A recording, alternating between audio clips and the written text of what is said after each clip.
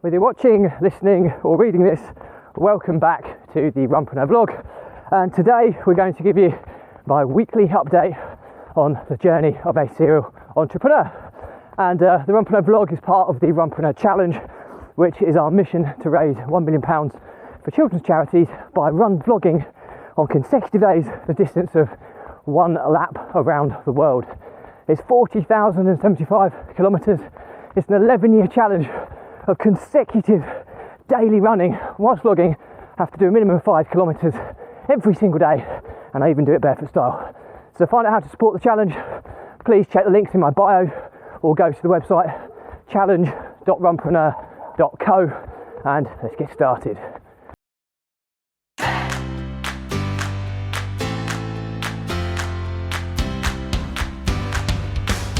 So, my weekly update on my journey as a serial entrepreneur. So, it's been a bit of a hazy week this week. I've had my second COVID jab.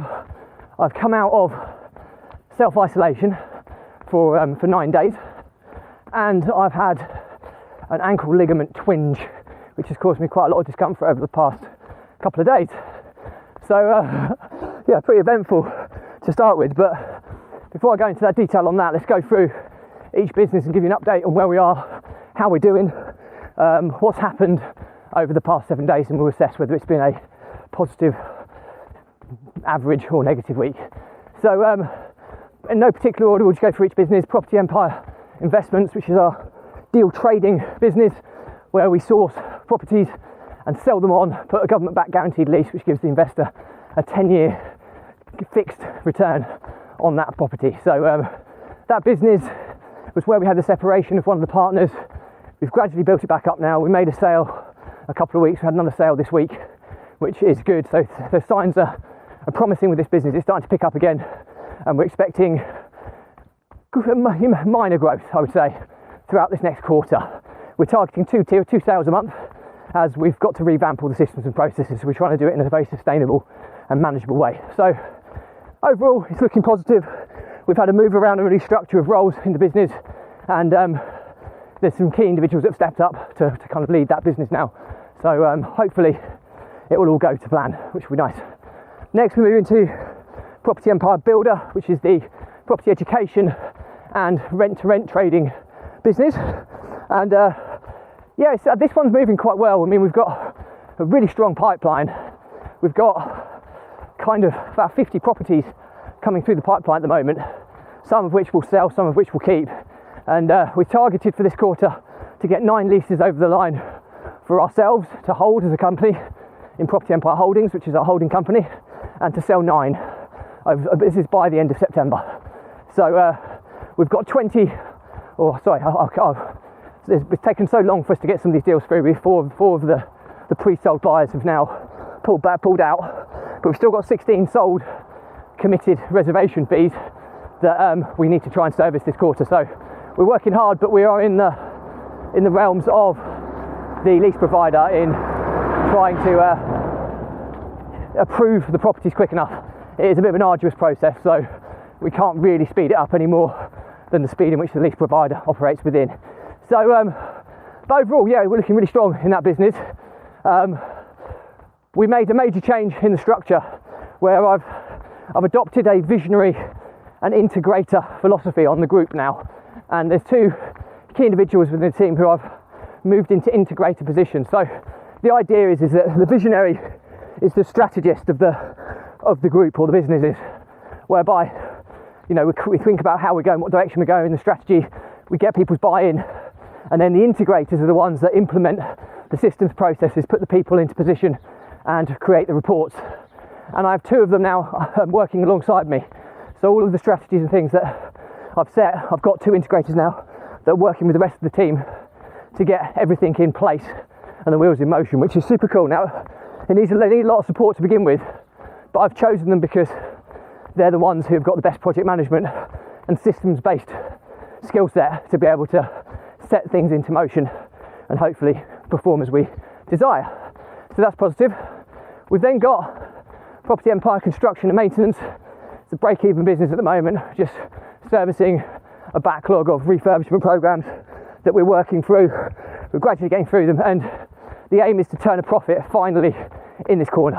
So watch this space on that business. But that one's been a very slow burn. Property business, steady, continues to perform month after month. I think we've had a couple of move-ins as well, so it is gradually moving in the right direction. We haven't set the targets for this quarter yet because last quarter was so disrupted by the separation and everything that came with it. So we'll see. I've got a meeting Monday, to work out the targets for the property business. So, but that one's moving along very stably, and a very nice fixed income which continues to perform, which is very good. The block of flats, again, it's got a government-backed guaranteed lease on it. It pays every month without issue. So again, that's why if I'm ever growing my property business anymore, it's with government-backed guaranteed leases. So social media agency is we're working on with the Runpreneur processes to try and get ready to launch an agency for social media content repurposing.